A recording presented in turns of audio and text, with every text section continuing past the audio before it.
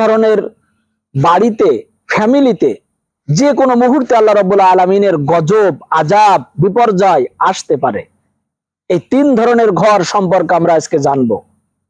1 number ঘর হলো ওই ঘরে আল্লাহ রাব্বুল আলামিনের আযাব, গজব যে কোনো মুহূর্তে আসবে, যে ঘরে নারীরা উঁচু কণ্ঠে কথা বলে পুরুষদের চেয়ে, পুরুষের চেয়ে নারীর কণ্ঠ যখনই উঁচু হয়, যে ঘরে, যে ফ্যামিলিতে, যে বাড়িতে, ওই বাড়িতে 70,000 ফেরেশতা অনবরত লানত করতে থাকে।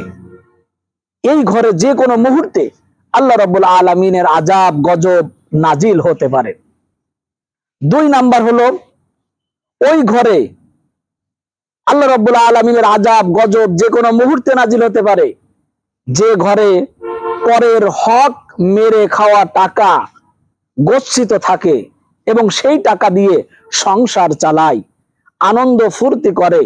ওই সমাজ যেটা মেনে নেয় না, এই ধরনের ঘরে আল্লাহ রাব্বুল আলামিন সর্বত্রই গজব নাজিলের জন্য, আযাব নাজিলের জন্য প্রস্তুত হয়ে থাকে।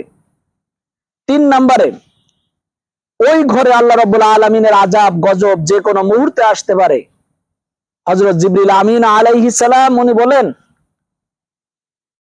ওই ঘরে, যে ঘর মেহমান আসলে ওই ফ্যামিলির সকলের মন খারাপ হয়ে যায়।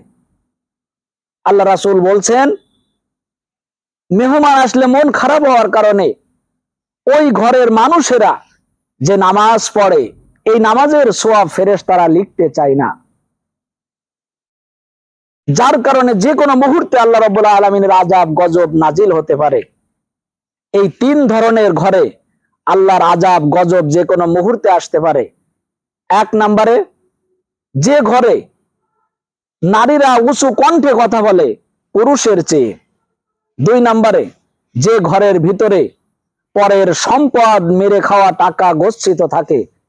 3 নম্বরে যে ঘরে, যে বাড়িতে মেহমান আসলে ওই বাড়ির সকলের মন খারাপ হয়ে যায়।